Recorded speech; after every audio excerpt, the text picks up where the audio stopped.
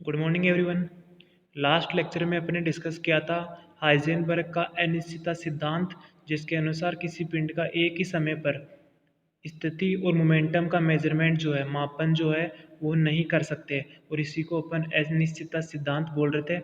और आज अपन डिस्कस करेंगे अनिश्चितता सिद्धांत के जो अनुप्रयोग है, कहाँ कहाँ यूज़ करके अपन यूज़ कर सकते हैं उसका, और कुछ रिजल्ट निकाल सकते हैं।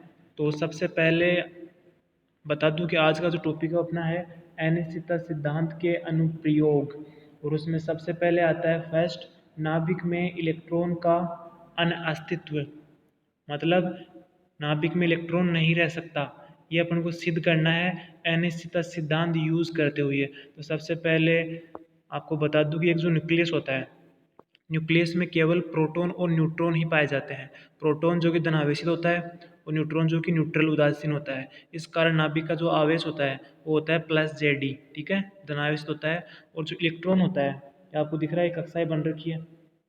इलेक्ट्रॉन जो होता है इन बाहरी कक्षाओं में चक्कर लगाता है, ठीक है। अब देखो कि इसमें जो न्यूक्लियस है, उस न्यूक्लियस की भी कुछ ना कुछ रेडियस होती है। और अगर परमाणु की अपन न्यूक्लियस की बात करते हैं तो उसकी जो रेडियस होती है वो होती है फर्मी ऑर्डर की, और 5 फर्मीज की रेडियस होती है। Fermi means 10⁻⁻15 metre. ये नाभिक की आपकी रेडियस है न्यूक्लियस की, ठीक है। तो सबसे पहले अपन अपने को सिद्ध करना है कि इस न्यूक्लियस में इलेक्ट्रॉन नहीं रह सकता।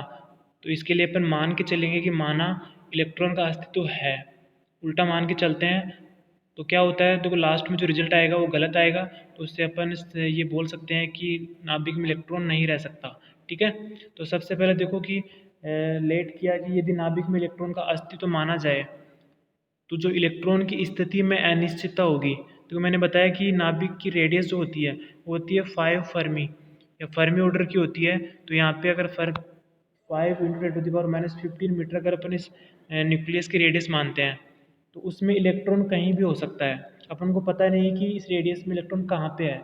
तो ये उस इलेक्ट्रॉन की स्थिति में अनिश्चितता हो गई। स्थिति में अनिश्चितता डेल एक्स जो होगी इस रेडियस के बराबर होगी, ठीक है। 5 × 10⁻⁻15 मीटर, ये उसकी स्थिति में अनिश्चितता हो गई, ठीक है। अब अगर अपने पास स्थिति में अनिश्चितता है तो हाइजेनबर्ग अनिश्चितता सिद्धांत यूज करते हुए अपन मोमेंटम में अनिश्चितता भी निकाल सकते हैं। तो आगे हाइजेनबर्ग अनिश्चितता सिद्धांत से क्या है, हाइजेनबर्ग अनिश्चितता सिद्धांत, डेल एक्स और डेल पी एक्स जो मल्टीपल होता है इसका is always greater than equal होता है h/2। और अपन बात करेंगे यहाँ पे न्यूनतम मोमेंटम के लिए। अगर न्यूनतम संवेग की बात करूँ तो अपन इसको इक्वल भी ले सकते हैं, जो इक्वल है वैसे। तो संवेग में न्यूनतम अनिश्चितता निकालनी है तो इक्वल हो जाएगा ये। तो इक्वल डेल पी का मान यहाँ से निकाल लो तो क्या आ जाएगा, h/2 del x. H cut का मान आपको पता है और डेल एक्स का मान अभी निकाला है, दोनों मान पुट कर दो और डिवाइड करके अगर आप कैलकुलेशन करते हो तो ये वैल्यू आ जाएगी 1.054 × 10⁻⁻20 kg मीटर प्रति सेकेंड। ये यूनिट है आपकी मोमेंटम की, ठीक है। ये डेल पी का मान आ गया।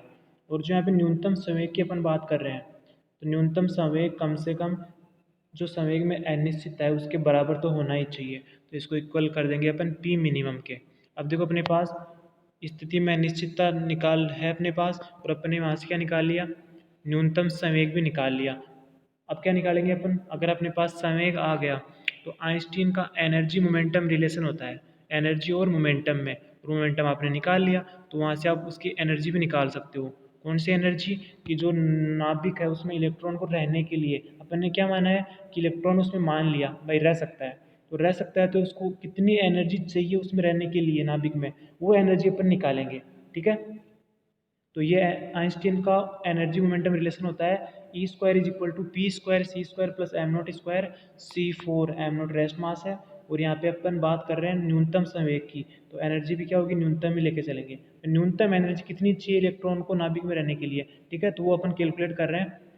तो देखो यहाँ पे अगर एक कंडीशन है कि जो उसका रेस्ट मास m0 है उसकी करस्पॉन्डिंग एनर्जी है m0 C², ये इतनी होती है। अगर ये काइनेटिक एनर्जी की तुलना में बहुत कम हो तो आप इसको नेगलेक्ट कर सकते हो इस टर्म की कंपेयर में। तो अगर नेगलेक्ट कर देते हो तो यहाँ से आपके पास ई मिनिमम का स्क्वायर इज इक्वल टू आ जाएगा, किसके बराबर आ जाएगा, ओनली मोमेंटम और जो लाइट वेलोसिटी है उसके इक्वल हो जाएगा। तो तो यहाँ पे आपके पास आ गया ई मिनिमम का square is equal to P minimum का स्क्वायर सी स्क्वायर, और पी मिनिमम आपने निकाल लिया और सी लाइट की वेलोसिटी है।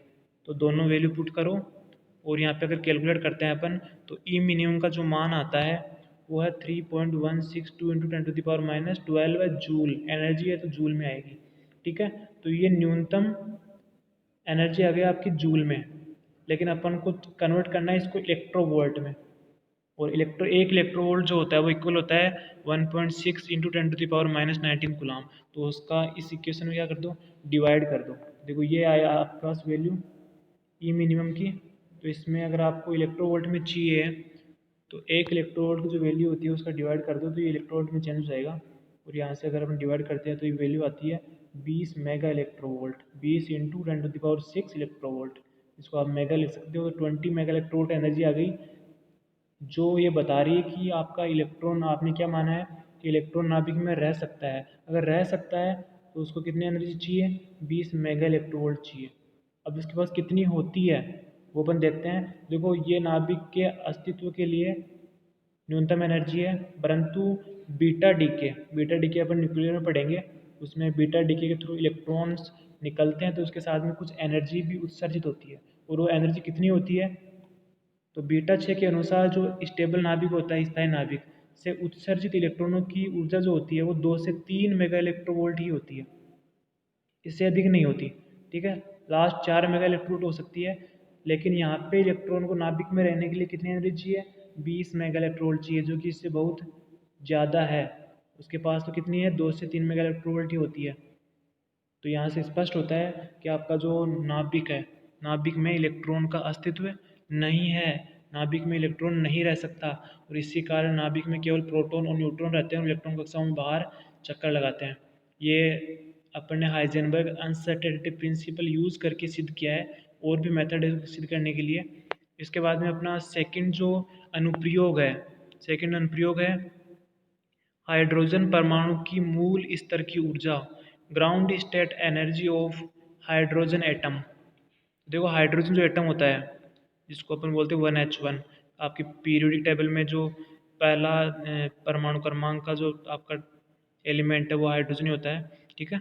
1H1 जिसमें एक तो प्रोटॉन होता है और एक ही इलेक्ट्रॉन होता है। तो प्रोटॉन तो कहाँ पे होगा, न्यूक्लियस में। ये आपको न्यूक्लियस दिख रहा है, न्यूक्लियस इसमें रहेगा और इलेक्ट्रॉन बाहर कक्षाओं में चक्कर लगाता है, ठीक है। तो हाइड्रोजन परमाणु की इसकी जो मूल स्तर की ऊर्जा है, मूल स्तर का मतलब जो सबसे कम एनर्जी की ऊर्जा स्तर होता है, सबसे जिस ऊर्जा स्तर की एनर्जी सबसे कम होती है उसको बोलते हैं मूल स्तर या ग्राउंड स्टेट। उसकी एनर्जी कितनी होगी, जीरो तो नहीं होती है, कुछ ना कुछ होती है, वो अपन को निकालनी है। तो वो निकालने के लिए अपन देखो यहाँ पे डायग्राम आपको दिख रहा है। तो इसमें मैंने एक हाइड्रोजन परमाणु ले लिया, ये हाइड्रोजन परमाणु ऐड कर लिया, और ये बीच में आपको जो छोटा सा दिख रहा है ये न्यूक्लियस है। और न्यूक्लियस को मैंने सेंटर मान के एक आर रेडियस का क्या लिया, सर्कल लेट कर लिया। इसको आप कोस भी बोल सकते हो, कक्षा भी बोल सकते हो, ठीक है। तो ये आर रेडियस की कक्षा है और ये बीच में आपको नाभिक दिख रहा है, यहाँ से इसकी रेडियस कितनी है, आर है। तो अब यहाँ पे वही बात आती है कि इसमें अपन को मूल स्तर की एनर्जी निकालनी है, तो पहले वही स्थिति में अनिश्चितता चाहिए। वे आपका जो इलेक्ट्रॉन है वो इस आर रेडियस की कक्षा में कहीं पे रह सकता है, क्योंकि इसके बीच में देखो आपको डॉट डॉट से क्या दिख रहा है, और भी बहुत सारी कक्षाएं दिख रही है। तो पता नहीं कि अपन को इलेक्ट्रॉन कौन सी कक्षा में है, बस अपन को ये पता है कि आर रेडियस की जो कक्षा है उसमें कहीं भी इलेक्ट्रॉन रह सकता है। तो निश्चित नहीं है स्थिति उसकी, तो इसका मतलब उसमें अनिश्चितता है। तो ये अनिश्चितता अपन डेल एक्स से लिखते हैं, स्थिति में अनिश्चितता, और वो किसके इक्वल होगी, उसकी रेडियस की इक्वल होगी। रेडियस में वो कहीं भी रह सकता है, ठीक है।